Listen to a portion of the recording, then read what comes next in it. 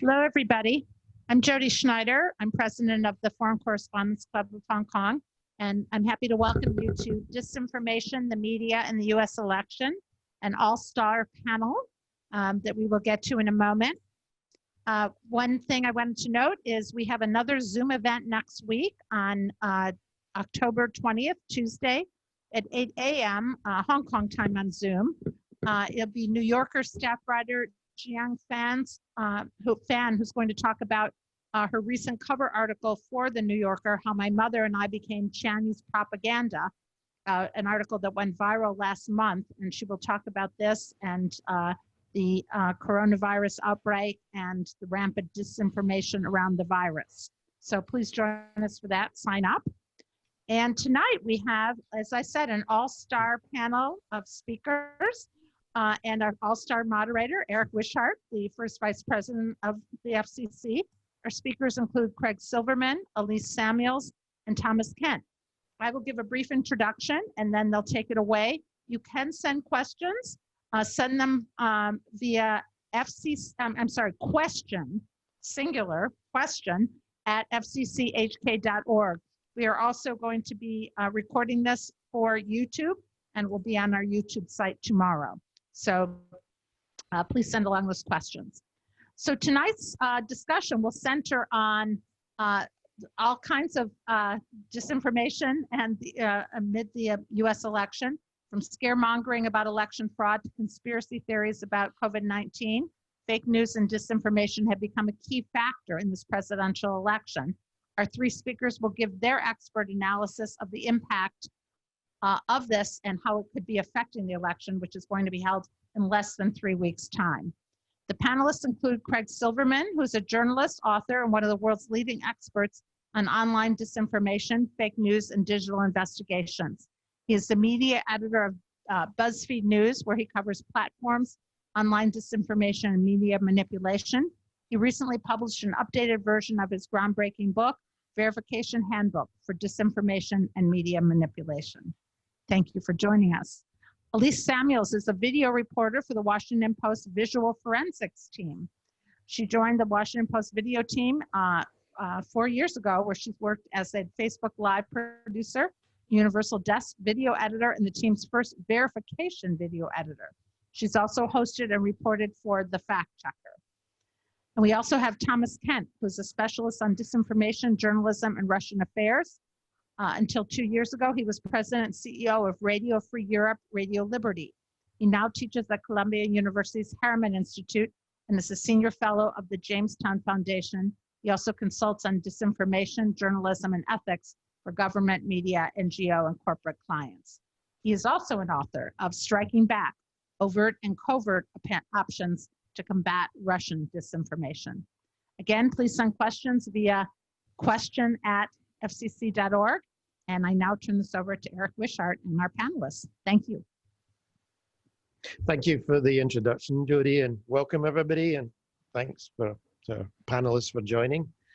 So I'd like to start with you, Elise. You're right in the middle of it. And we've had Dr. Fauci's very unhappy about his comments being taken out of context this week for the Trump campaign ad. So can you explain your work and how do you verify these videos or debunk these videos? Of course. Thank you all for having me, and it's an honor to be here with Craig and Tom. As you mentioned, I work specifically with the fact checker team at the Washington Post, and so we are often looking to set the record straight on comments that politicians say, but that also very much applies to video that they're sharing, and this can be in a range of many different ways. We last year created a guide to manipulated video or media, which was really to create a universal language for how journalists and media consumers could identify the different ways in which media is being manipulated. And one of the most common is things being taken out of context or a quote being cut short, which is what we saw happen with Dr. Fauci earlier this week. And I can actually share my screen to break that down for you. For those that weren't following it, President Trump released an ad, I believe it was on Saturday, with a clip of Dr. Fauci essentially applauding him for his response to the coronavirus, but really the interview had been taken from a Fox News interview from March in which Fauci was talking about the whole of the coronavirus task force response. And Fauci actually came out and said, the comments attributed to me without my permission in the GOP campaign ad were taken out of context from a broad statement I made months ago about the efforts of federal public health officials. So it's subtle, but it is one of those things that if you're watching as a viewer, you would easily take out of context and potentially is misrepresented. So here, let me share my screen. This works. Great. So what you'll hear first is the full Fauci quote, the original of what he said, followed by what was put in the Trump campaign ad. I'm not the only one. There's a whole group of us that are doing that. It's every single day. So I can't imagine that under any circumstances that anybody could be doing more. President Trump tackled the virus head on, as leaders should. I can't imagine that anybody could be doing more. That's just not very subtle.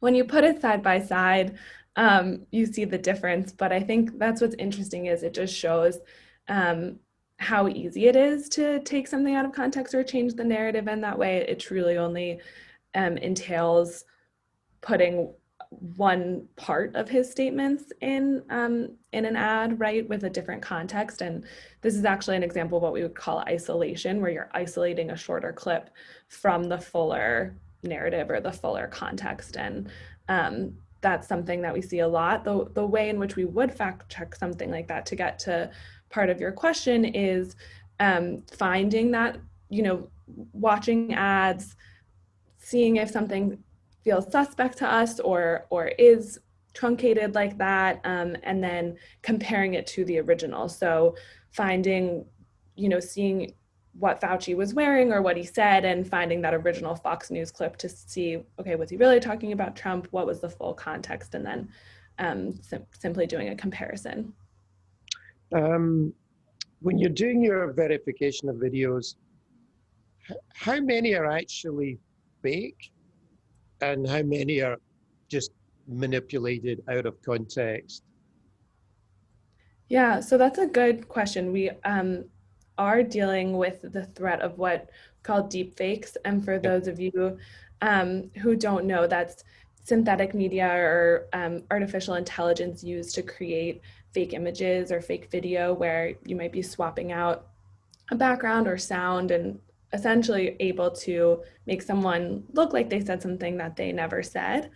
And while that, experts tell us that is that is something that is, I think, concerning, the possibility of it happening to such an advanced level in which anyone would, believe that is off in the future. Someone once compared it to kind of a bad hurricane forecast, where it's out there and you want to be prepared, but it's far away.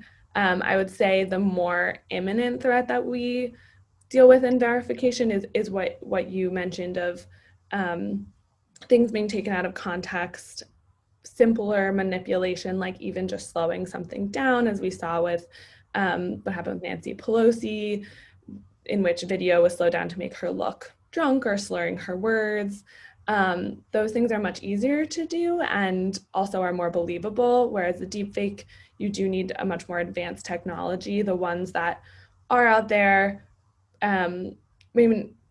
most of the ones that are used for nefarious purposes are actually in different realms. In terms of news or politicians, they still have a way to go to be really believable.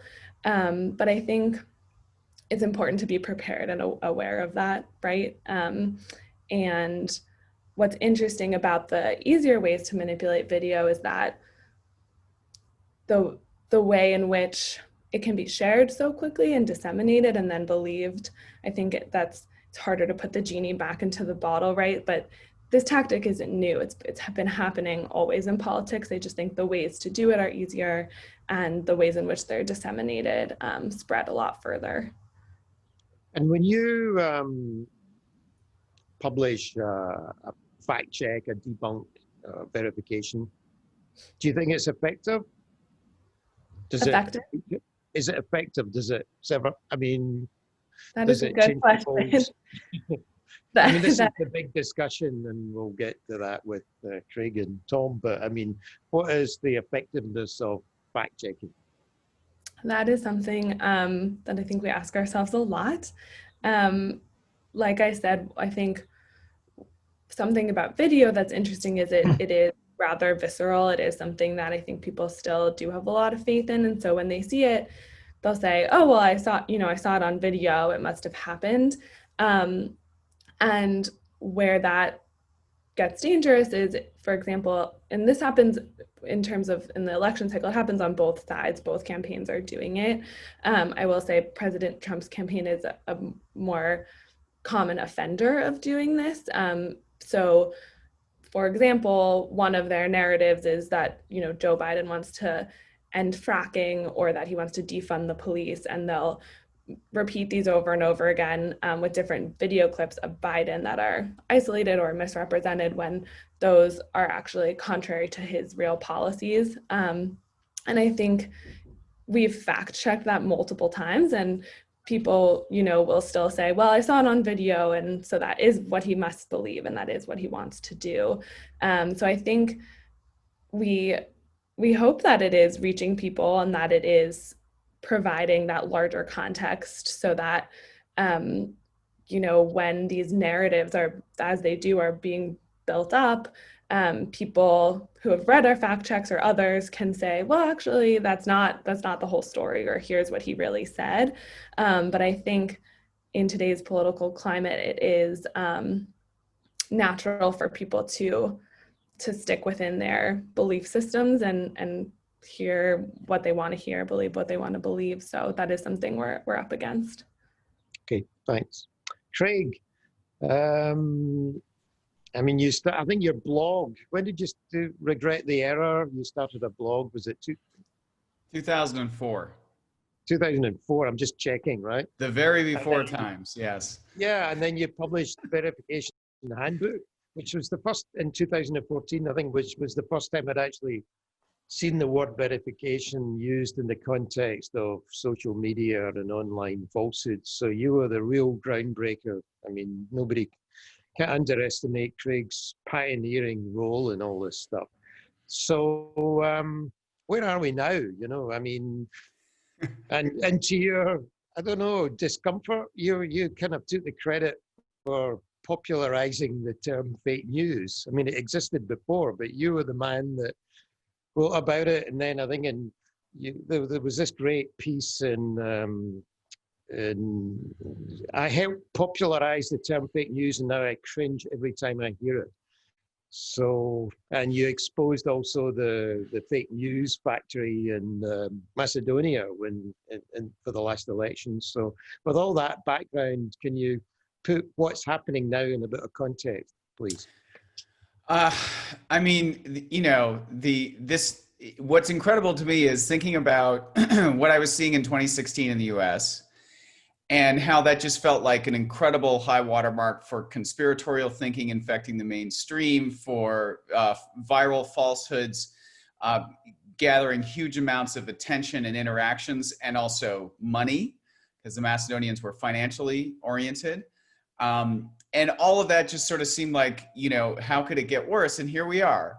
And it's some things have gotten better, but there's a lot that's worse. And I mean, at a really foundational level, I think that conspiratorial thinking, the vibrancy of alternative reality communities has just increased.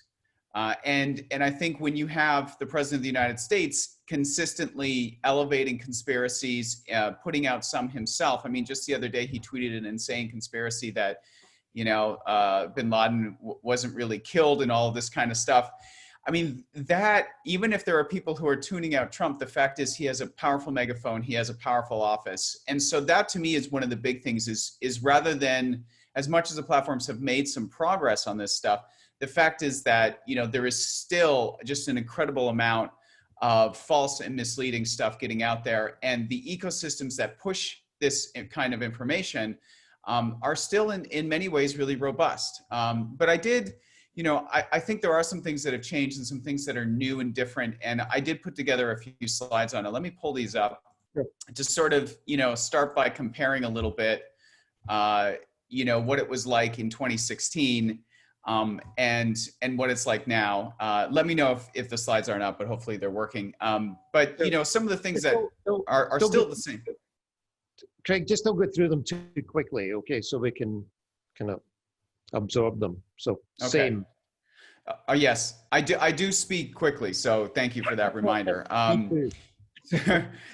Yeah, so I mean, some of the things that are certainly the same with 2016 is, you know, again, like any presidential election in the US, it's just this a massive attention capture opportunity and also a massive revenue opportunity for, you know, for campaigns to raise, but also for, you know, the third party groups and others. So that is still there. The attention is there to be capitalized, and you have domestic actors and still some foreign actors trying to go for that. The fact that there is just so much spending, so much content creation, so much opining going on creates that kind of opportunity for any bad actors, whether they're state-based actors, financially driven actors, you know, fringe partisan actors. They can sort of blend in. And in some cases, you know, all they want to do is kind of exacerbate the tensions that already exist, whether it's within one party or between two parties or between certain groups. I think that we still have an environment, a social media environment, where because of the abundance of information, because of the overload that we are all experiencing, and there is just so much stuff at any given time, the question is, you know, how do you cut through? And you cut through with extreme. And that was, I think, one of the big takeaways of what Trump was able to do in 2016, because he was saying such crazy and outrageous things, he got more and more attention. And he eventually could monetize that attention into the presidency. And I think you still see these platforms where it is the most extreme stuff that is really making people sit up and take notice. You know, I think we still have state actors, obviously, being involved. Russia, there's been some takedowns of some early stage Russian-backed efforts on Facebook and other platforms to try and, you know, again, either pretend to be Americans or as a new twist, hire Americans for what seems to be a legitimate organization to push out partisan content. I think China has really evolved and become much more interested in influencing the American information space than it was. It was very much more domestic focused 4 years ago. It maintains a domestic focus, but right now it is also very interested in influencing the US information environment. And I think all of us, you know, people around the world, but it's true in the United States, people struggling to make sense of this really chaotic information environment. So those are all things that are happening. You know, there's still lots of different kinds of actors trying to influence public opinion, and that is never going to change. You know, some of the stuff that's different is that, of course, there was kind of an awakening 4 years ago to concern about influence operations and mis and disinformation. You know, I was one of very few reporters who were intensely focused on it in 2016. Now, there's like tons of disinformation reporters out there. There's massive fact-checking operations, and so that's a big difference, and it's come from that concern. The third-party fact-checking program, which is, you know, a global program, although I think roughly about the new data shows that about 20% of fact-checkers around the world are in the US. So it's still, you know, one of the biggest countries along with India, I think. You know, the interesting thing about that is, you know, they are primarily looking at sort of viral falsehoods, although they can often tag things with more nuance of like misleading or that kind of thing. And I do think rather than necessarily than seeing tons of 100% false stuff, we see a lot of stuff that is kind of borderline content in the language of the platforms, meaning, you know, maybe not 100% false, but it's got a bunch of misleading stuff. It's got some things out of context, but in doing so, it wraps up a really compelling narrative. And that, I think, is one way that people are trying to evade or at least make it a little more difficult for fact checkers. One good thing that's changed is I think it is harder to just make a lot of money from viral falsehoods. You mentioned the Macedonians. I will tell you in a second what they're up to right now, but they were able to make a lot of money in 2015 and 2016. Hyperpartisan US run pages were making tons of money. Like I've seen figures of operations where they had a handful of people just churning out aggregated content with rage-inducing headlines, and they were making 6 figures a month in revenue because of the traffic coming from Facebook. It's harder to do that now, so that's a good thing. But on the other hand, there is a for-profit deception industry, which I'll give you some details about in a second. And I mentioned the growth of the alternative reality communities, or mass solutions like QAnon being actively promoted by, in some cases, Trump, or by a lot of people around him. And I think platforms have gotten more aggressive, for good or for bad in some cases. And we also see, of course, Instagram is a platform we didn't talk a lot about in 2016. It's really powerful. And TikTok and other, public messaging apps, private messaging apps are really important. So some things have improved. Some things have gotten worse. And it's just like this. It's a cat and mouse game. And quickly, just to show, expand on a couple of things I mentioned here. The first is this for-profit deception industry. We looked at this early this year, and what we found when we looked at the information operations that have been announced as takedowns by the platforms like Facebook and Twitter, we looked for how many times they cited PR or marketing firms as being behind the operations. And as you can see, it wasn't really happening very much until last year, when there was a massive spike and we saw at least 29 information operations partially or wholly attributed to PR or marketing firms. So these are organizations that in some cases present themselves as very legitimate marketing companies, but they will set up fake accounts, they will spread falsehoods about your opponents, they will use trolls to harass people on your behalf. And I think the spike there in part is a result of the platforms waking up to these kinds of operations, building out their investigative capacities and taking more down. But I also think that it does show that this is a growing industry. In particular in the Philippines, it's become entrenched in political campaigning. You hire your dark PR firm to go after people and to do stuff that you want at arm's length from your campaign. And this is happening on a global level. In the context of the US, Facebook just recently did its first takedown of a US-based PR firm. This is a DC firm, CLS Strategies. They were doing foreign work. They were not targeting domestic audiences. It's unknown who their client was, but they were targeting, they had pages and they had fake accounts managing the pages, targeting people in Bolivia, Venezuela, and Mexico. And they spent more than $3.5 million US targeting people with ads. And Facebook removed all this stuff. Strangely though, Facebook did not ban the firm from its platform, whereas it has done that in other cases. There was a recent firm called Rally Forge, which was found to be running inauthentic accounts supporting Turning Point USA, a pro-Trump sort of student-based organization. So this is a reality. There are firms you can hire to do this stuff. And obviously they have a tremendous financial incentive to be really competitive about how they do this and to be innovative in how they're evading what the platforms are putting up.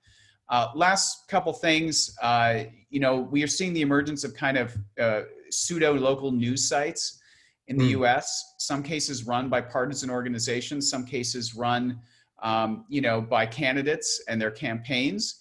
And some of them are connected to sort of right-leaning PACs. And so everyone's sort of waiting to see, like, are they going to kick into a higher gear of running ads or pushing out really hyper-partisan stuff as we get in the final stretch? And so, as real local news sites have declined because of financial and business model difficulties, you've got these things trying to, move into the breach there. And that's really concerning for local news ecosystems overall, not just during an election.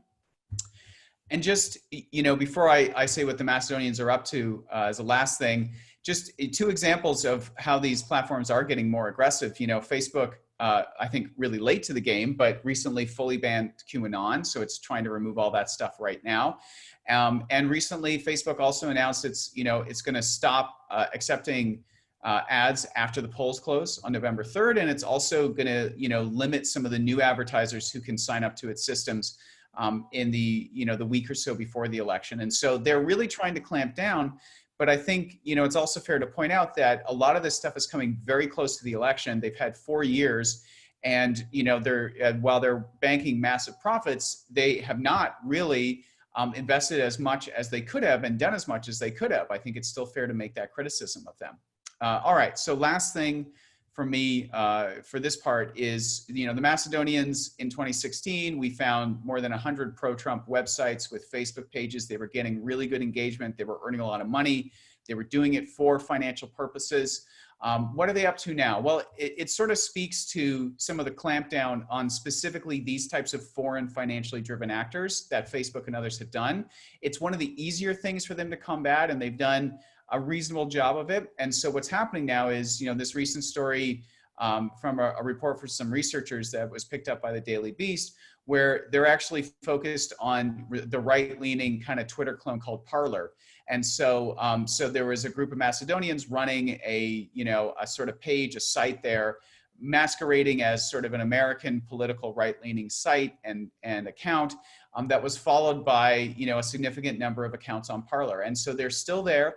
They're still trying to make money. They're still trying to seize upon the partisanship and divisiveness in the American public to make money. They're making less money than they did, but with the income, the average income in North Macedonia being relatively low, for them, maybe they're not making the thousands or tens of thousands they made in 2016, but even if they're making hundreds or a couple thousand USD a month, that's still significant income for them. So those financial incentives remain for the foreign-based operators, even though the platforms have been really trying to crack down on that. So that's, kind of a quick summary of the horrible place we're in. Look forward to talking more.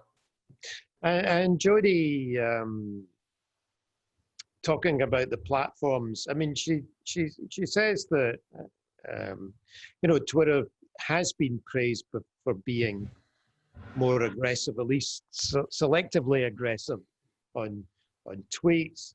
And isn't it, as you said, isn't it a bit late in the game? And what about the other platforms? I mean, Facebook is banning ads that discourage vaccines. I'm quoting you, I think, your most recent story, Craig, and also they're banning Holocaust denial. I mean, this is kind of basic stuff, I mean, they're going to ban, what's the next thing they're going to ban? So, I mean, how do you see the platforms in all of this? Well, I think one of the things that's happened. Yeah, I mean, but specifically to like, are they late and why are they late? I mean, I think you take Facebook and you take Twitter in particular, and both of them are led by people and have expressed as kind of corporate doctrines that they are very much, in favor of leaving up rather than taking down. They have, that American sense of free speech, which I don't say critically, right?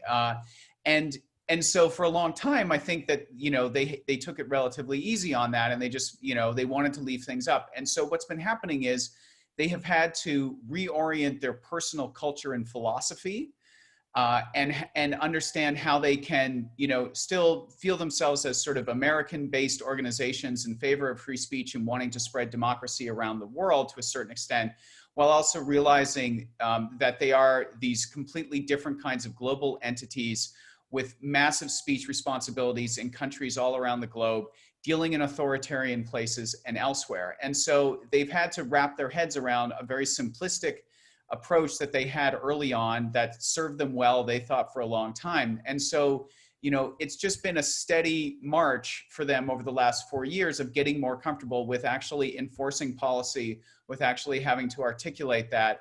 And so, now is the moment, I think, where they're all realizing that they can do more, and the pushback might be there, but it won't be as crazy, because stuff like voter suppression, stuff like undermining election integrity, stuff like, undermining confidence in vaccines during a global pandemic, it's easier for them to do the stuff that arguably they could have and should have done years ago. And so I think they're sort of rushing into the breach to sort of say, all right, we're doing this stuff, and they're trying to get it all done in a moment where they feel like they have the cover to do it. And so, I think it's that culture and philosophy that made them slow. And I think they see an opportunity now to really ratchet things up. And as much as, last thing I'll say is, as much as there's stuff that they should have done that they haven't, let's also be careful what we wish for, in that, if they go too far, they could become, the world's biggest, most powerful censors we've ever known. So I think we also have to be aware of unintended consequences here.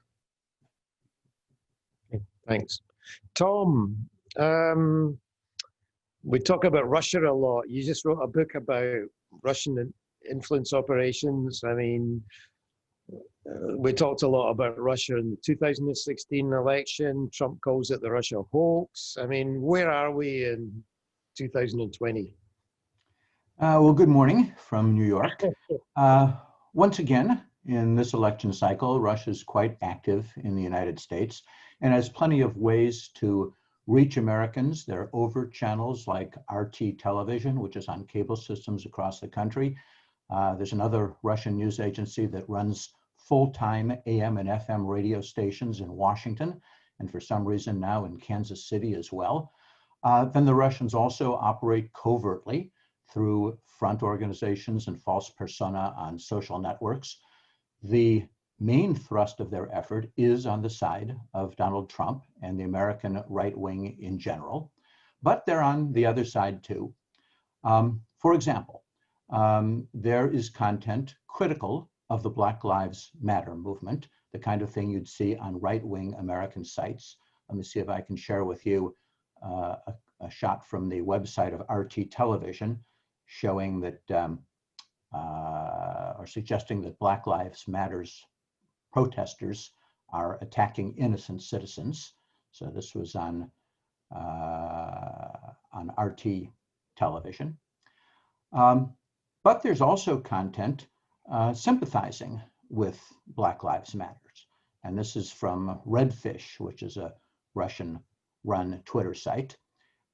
And this post on Redfish takes the side of Black Lives Matter protesters against armed supporters of Trump, as you can see at the top here. Now you can look at this in two ways. The classical explanation would be that the Russians are trying to hedge their bets to have some allies on both sides depending on who wins the election. However, the general thrust of Russian information operations in the United States has not been aimed particularly at making allies for Russia anywhere. Instead, it's been aimed at sowing disruption in general in US society. I don't think Russia has confidence in any US president, including Donald Trump. Even if they see Trump as someone they can influence or control to some degree, they can hardly count on him to do good things for Russia. Look at all the sanctions the US has put on Russian companies and citizens during the Trump administration, its position on Venezuela, and so forth. More likely, Trump is valuable to them because he's a disruptive force inside the United States and with allied nations. The Russian doctrine pretty much since 1917 has been that Western powers are out to destroy Russia. And if their plans can be foiled by undermining the unity and strength of Western countries, so much the better. Now you can argue how much influence Russia has in the US political picture. America's pretty self-sufficient these days in its own disinformation, as Elise and Craig have pointed out. A lot of what Russia's doing these days is actually amplification, which is to say copying or reposting content from Americans themselves at the right and left extremes. But that said, Russia could still have impact. Margins are tight, going to be tight potentially in some states. And in that situation, careful social network targeting and amplification of narratives done by Russia could affect some outcomes at the polls. You also wonder if Russia has an interest in disruption in the streets. On occasion, Russian social postings have led to Americans physically confronting each other. So I think some of you may be familiar with, let me see if I can find this here. Some of you may be familiar with this incident. It was in Houston in May 2016. There were some tense moments when these rival groups of protesters faced off with each other. One side was drawn there by a Facebook group called Heart of Texas to oppose the purported Islamification of Texas. Hard to believe that there's likely to be an Islamification of Texas, but that's what the Facebook group said. And the other side was recruited by a Facebook group called United Muslims of America, and it was there to rally for saving Islamic knowledge, as the Facebook put it. No one, the protesters or the police, knew at the time that the Facebook groups that spurred the protests were run not by Americans at all, but by the Internet Research Agency, a troll farm in St. Petersburg, Russia. There's also still potential to affect the elections through hacking operations, like those Russia directed against Hillary Clinton's campaign and the Democratic National Committee in 2016. This summer, according to Microsoft, hackers that were linked to Russian military intelligence targeted at least 200 organizations related to this year's campaign. That included Democratic and Republican national and state level organizations and consultants working for Democrats and Republicans. Or the Republicans might just gaslight us, trying not so much to intervene on one side, but just to destroy confidence in the election process. Of course, America's own political parties have already plowed that ground, with prominent people on both sides claiming that if they lose, the election was rigged. Democrats in particular say Russia could be a major disruptive force. Russian authorities continue to deny they're doing anything, but Vladimir Putin said the other day that panic in the United States about Russia's power just makes Russia look ever more powerful. It's clear that Russia enjoys this. And given all the different Russian players trying to make a mark on the US elections, intelligence agencies, media, private Russian contractors, we can be sure that when they compete for their budgets, they take maximum advantage of every story about them on page 1 of American newspapers to show that they're scaring the US to death and deserve more money. As early as the 2018 midterms, this page appeared on the web, allegedly from the Internet Research Agency troll farm. This was in a recent report on Russian election interference.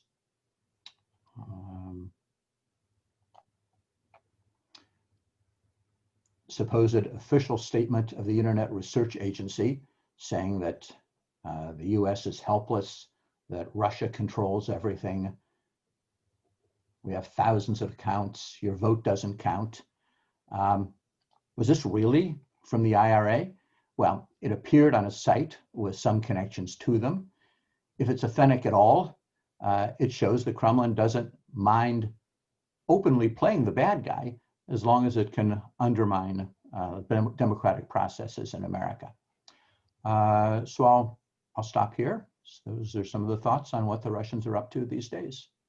So Tom, you were president and CEO of Radio Free Europe and Radio Liberty. The Russians would say, well, you know, that's a propaganda exercise against us. So we have the right to have RT, Sputnik, and whatever else. So it's a propaganda war. What would you say to that?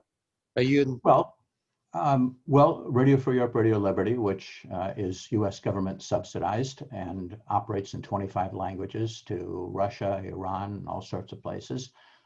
Yes, they do say that it's propaganda. I will say that RFERL is unapologetically pro-democracy, against corruption, and against disinformation.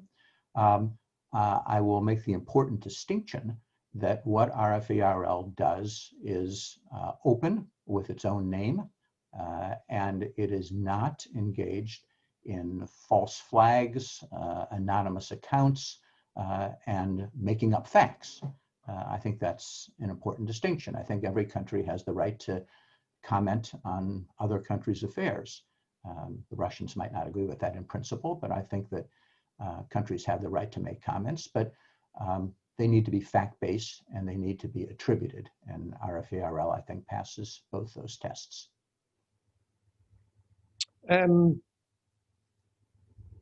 Also in your book, you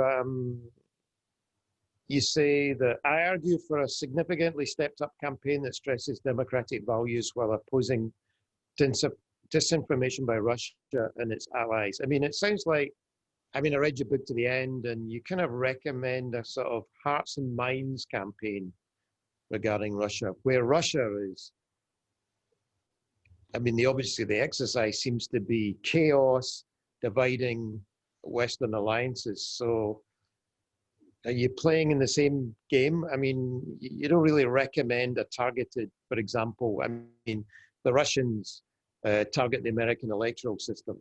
There's nothing in your book that says we should go after Vladimir Putin, we should delegitimize him. And there's obviously a kind of a feeling that we don't want to start spreading disinformation. So how do you combat it? I mean, it seems a bit defensive. How would you combat it offensively? Well, I think that the problem is we are too defensive, that we spend all our time saying, don't believe this and don't believe that, and this is disinformation and this is disinformation, and that's sort of where it ends. I think that if you want to affect the way people think about politics, you need to present a positive message as well as a negative message. The problem is that so many of us are, in a mode where, we have no faith anymore in our own country. We have no more faith in democratic values. We don't trust anybody. We're just, completely lost faith, a completely negative view of democracy. And, if that's going to be your point of view, then you're going to fail. I mean, someone has to say, and not be afraid to say on the record, that on the whole, democracy is a better thing than dictatorship, that there are lots of people in the world who want democracy. We see clear examples of that everywhere. We've seen it, in country after country after country, most recently in Belarus now, in Kyrgyzstan. People don't like dictatorship. And until we can get out there and actually say that democracy has value and create powerful campaigns along those lines, not necessarily from governments or from non-government organizations, we're not going to get anywhere. I mean, everybody talks about, how clever the Russians are on all their memes, and, well, one of the best memes ever was Mr. Gorbachev, tear down this wall. I mean, that was very effective. And we can do this. We can do this again. And, I mean, now we're getting into more questionable territory, but you could also say that for democracy activists, it's not just a question of muzzling Facebook and controlling Facebook, but maybe using Facebook. I'll stop there. Elise, I mean, the Washington Post, one question that I do a lot of talks about this is who fact checks the fact checkers? The Washington Post endorsed Biden. I've got it in front of me. Joe Biden for president. September the 28th. So, and I looked at your work. We have a question from Peter, sorry, I got to put my glasses on. Botsar, I hope I pronounced his name properly. So far, the panel is focused on disinformation by Trump. Can you provide some examples of disinformation by Biden and Harris? Looking down the Washington Post, traditionally, press barons have always had a political bias. That's part of the media story. But what about Biden and Harris? Are they as guilty as the Trump or the right wing or not? It's a good question. Like I said before, both sides, do misrepresent things, and especially in an election, I think will push the boundaries. But from our reporting, it is very clear the Trump campaign does it more often and more egregiously. You can check out at the Washington Post, the fact checker team has been following a database of Trump's false and misleading claims, and also published a book on it. So I think just by pure quantity of comparison, it's very clear the Trump campaign does it more often. That being said, I do actually have an example of a Biden campaign ad that I can share. Let me see if it's loaded. Let me share my screen. It actually is probably easier for me to explain it, but the Biden campaign in an ad and in several other instances, I think Joe Biden even at the debate has said that Trump called coronavirus a hoax. And this has been part of a narrative that they have, repeated, and that I think a lot of people have taken for granted. But Trump was actually, if you look at the full context of what he said, he was talking about how Democrats and the media were going to politicize coronavirus, and that was the hoax. So again, it's one of those examples of kind of missing context or misrepresentation. So I to answer the submitted question, I think it's true that it happens on both sides. And I, from our perspective and from the Post perspective, it's very important to fact check both just as rigorously. You'll see any of the debates, or there's 2 town halls tonight on NBC with Biden and Trump, and we will devote equally dedicated resources to both campaigns. And I think, to your point about the Post endorsing Biden, that's typical of newspapers on the editorial side, and the newsroom or the fact checker side really values remaining unbiased and balanced in our coverage. Is that problematic for you? I mean, I know it's a tradition in newspapers in general, but I mean, do you get harassed online? Are you targeted with do you get people trolling you, or? I think it's unfortunately a reality of the internet that in covering a lot of this stuff, I'm sure Craig and Tom feel similarly, that if you're publishing something people disagree with, the fact of anonymity makes it really easy for people to kind of come after you, or just share their disagreement in ways that are different face to face. So I think, yes, we face that kind of criticism or those trolls, and it is interesting, and depending on the story you do, when it comes out the most. For instance, we wrote and reported out a fact checker piece on hydroxychloroquine earlier on in the pandemic, and how the validity of the drug got to Trump and was kind of spread throughout social media, and that was actually the story that I got the most kind of negative responses from, the most aggressive just response, I think, because of the combination of it being about something that Trump had said, and kind of in this world of medicine and response to COVID. But I think I often find it helps to come from just a human perspective. And, if you are having this an interaction with someone, like Tom said, having that sort of empathy and reassurance that, journalists are people too, and we're trying to do our best to get the facts out there.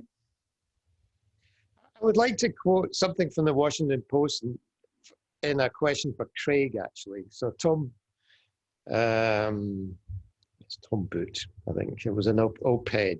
Max Boot. Sorry, Max Boot. Sorry.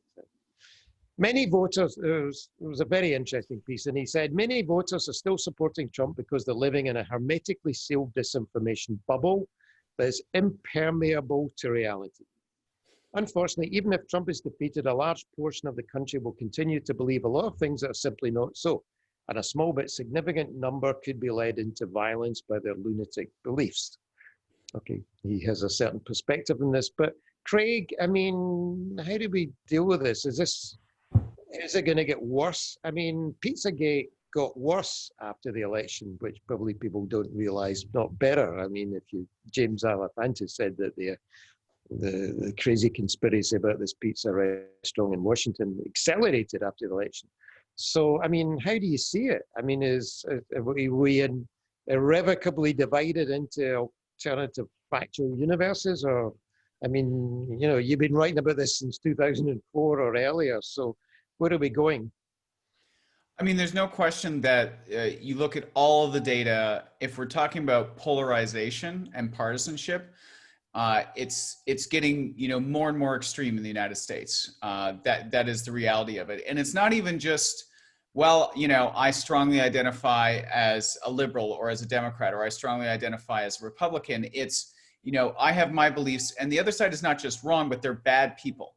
And it's sort of getting to that level, which is certainly concerning. Now, there's also a lot of data about the idea of kind of filter bubbles, the idea of what Max Boot is talking about, like living in this hermetically sealed, disinformation universe. And on that level, I mean, the data is a little bit encouraging, I would say, in the sense that, like, what portion of Americans are probably living that existence? I would say the data shows it's probably a very small portion still.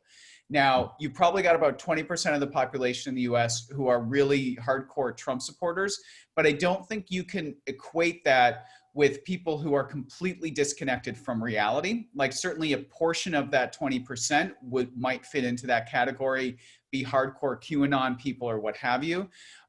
So I think we do have to be a little bit cautious about thinking that there are large swaths of the population who are just living off in these completely disconnected alternative reality zones. Now, that being said, I think the pandemic has created a convergence of, anti-vaxxers, QAnon people, anti-government extremists who have all sort of come together for different reasons to oppose, government control and lockdowns and other elements. And so I think that convergence in this moment of grand uncertainty is very concerning. And I would also say that I am legitimately concerned of violence on and after Election Day in the United States, which is an insane thing to have to say, but it is absolutely a concern. And part of that is going to be fed by hardcore partisans who are being primed to think that things are rigged. And so, there are pieces of what he wrote that, I think we need to be concerned about. I do think we also need to realize that we are not yet at a point in the United States where there are huge amounts of people who are completely disconnected from reality. There's, a lot of the research about media consumption says most people are actually getting stuff from more sources, and it's not necessarily all on one side or another. And so I think that's like the hopeful piece of it is we shouldn't assume that we've gone past the point of no return. We do have to stop the infection of these, false, misleading, conspiratorial ideas that are also potentially damaging to health and life. And we have to take those seriously because they've gotten worse and they are now literally life and death in a pandemic. But also we shouldn't write off huge amounts of the population at this point. Thanks. Tom, in previous incarnation, you were the standards editor of AP News Agency. And for how many years? 9. 9 years. So you were in charge of all the ethics, style, the whole thing. So AP came out yesterday, they issued a statement about how they were going to cover the election. And you got a lot of troops on the ground. And they said they won't call results until, they got the numbers. But at the same time, and we had a discussion with Brian Stelter when his book came out a month or 6 weeks ago. And the big concern is if Sean Hannity and Tucker Carlson start calling the opinion side of Fox News, start calling the election for Trump, what is going to happen? So, with a kind of your AP hat on, I mean, what's the challenge for journalists if that happens? How do you report it? Do you report that Sean Hannity? Do you report that Fox News opinion side is calling the election for Trump? What's the dilemma for journalists? Well, I think you have to mention it for sure. I think that the day is gone when we could say, well, that's not true, so we're not touching it with a 10-foot pole. We're not even going to mention it. Fact is that falsehood flies, and you have to acknowledge it. But the way to do it, of course, is to say that although some claimed XYZ, or you rephrase it as a truth sandwich. Essentially, you say that the result remained unknown. Tom, some people said Trump had won. Tom, can you explain the concept of a truth sandwich? It's quite an interesting. Yeah. The truth sandwich means you start with something that's true. For example, there is, it's 3 days later or whatever. There's no final winner determined in the U.S. presidential election. Some claim that some have declared victory. However, so you're leading with the facts rather than the baseless claim. So we will see. I think that's one of the challenges for the media. The other challenge for the media is to convey the overall picture of what happens in the U.S. on election day. So obviously there will be, they won't be hard to find, some outrageous moments. There will be people waving around guns. There will be ballots that disappear. It's a big country. Lots of stuff happens.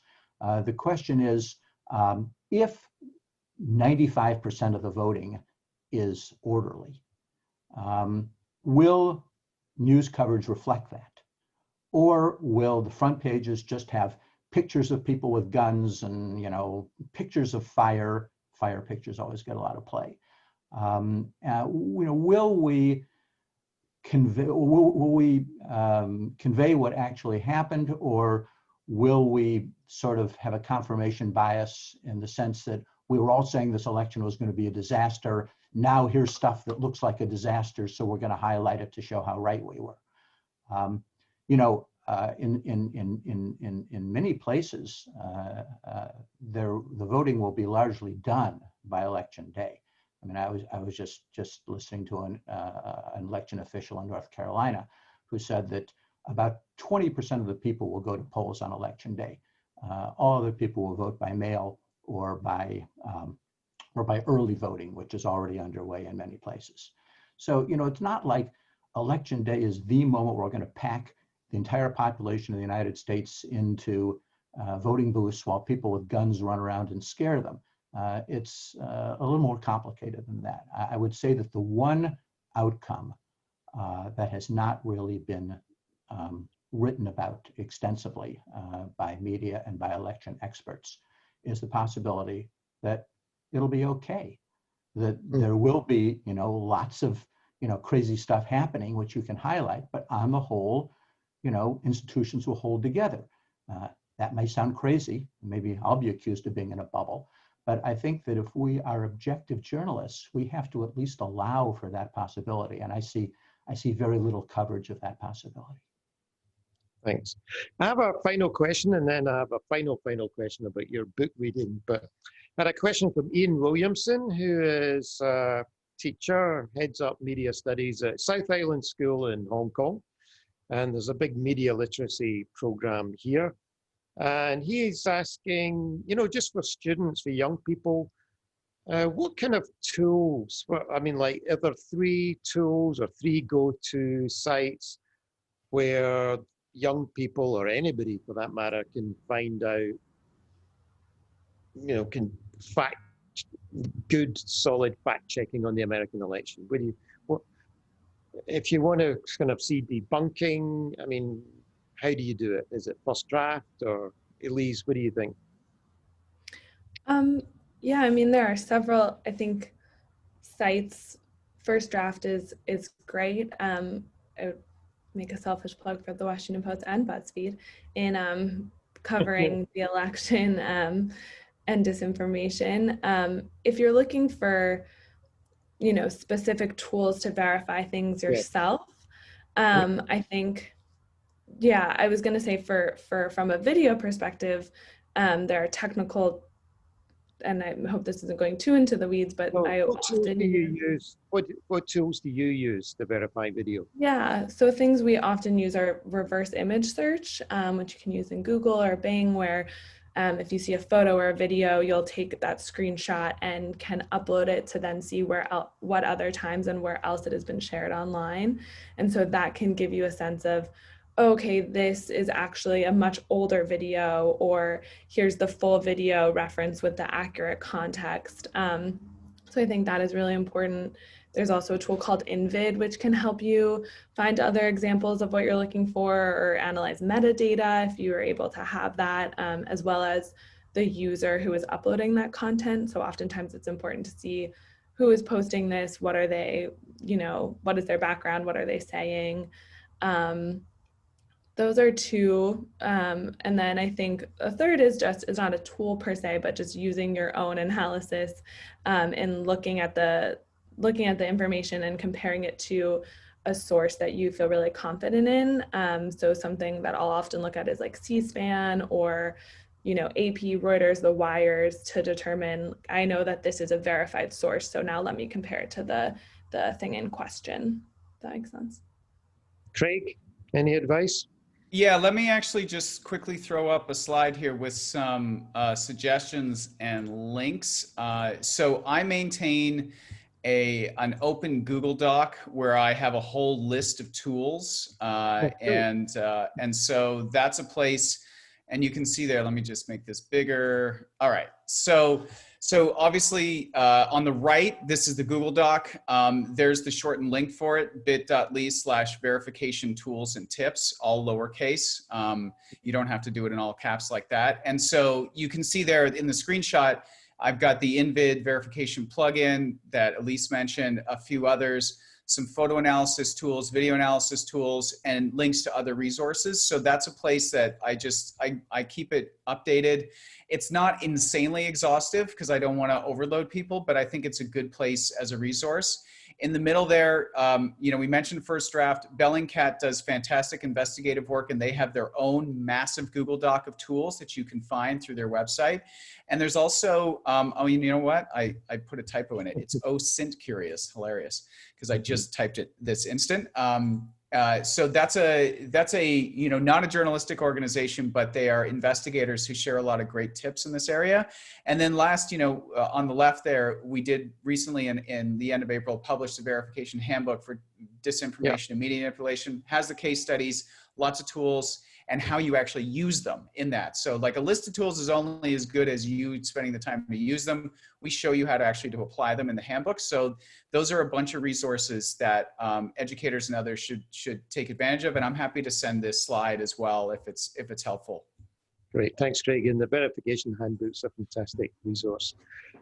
Okay, so last question. Who goes first? Okay, Tom, you're the recently published author. What are you reading this fall? We call it fall in America, right? We call it autumn where I come from. Yes, it's fall. That's what we say. Well, I like a book by Joseph Nye, who's an American diplomat and political analyst now. And he's written a book called Do Morals Matter?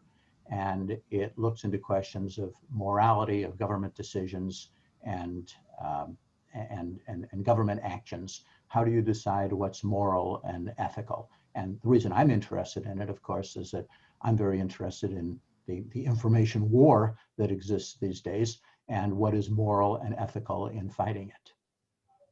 Okay, Craig? So I have two books on the go right now. One is called Subprime Attention Crisis. This is written by a former Google employee who basically talks about how the digital advertising industry is a gigantic house of cards. So that's Subprime Attention Crisis. I'm just literally starting it today. So that's sort of my industry book I'm reading. And then I'm reading a great nonfiction narrative book called Lost City of the Monkey God about the rumors or claims of a lost city in Honduras. And just last one I'll plug, which I read recently, is a book called Active Measures by Thomas Rid. The subtitle is The Secret History of Disinformation and Political Warfare. He is a researcher of disinformation and information security, and it compares the historical disinformation campaigns waged by the US against the Soviets and by the Soviets against the US, and brings them into context. And he went into a lot of archives in former Soviet bloc countries, has a lot of great info. And it's if you want to understand some of those elements today, it's a great read for that as well. I read that one, Craig, and I read Tom's as well, so both recommended. Elise? I'm reading a fiction novel from Yay, from everything going on. My Brilliant Friend by Elena Ferrante, and it's a series. There are 4 of them, take place in Naples, Italy. So it's a really nice respite from this disinformation we're talking about. Yeah, we got to kind of tune out about, I think I've imposed a kind of curfew about 10 o'clock at night. Otherwise, I have dreams about Donald Trump, and it's not pretty, Anyway, fantastic. Thank you. Lots going on. Good luck, Elise, with, you got a lot on your plate there. So, Tom, thanks for the insight in the Russians. Craig, fantastic work. So we'll talk again soon, I hope. Okay, thank you. Thank you. Thank you. Okay, have a good day. You too.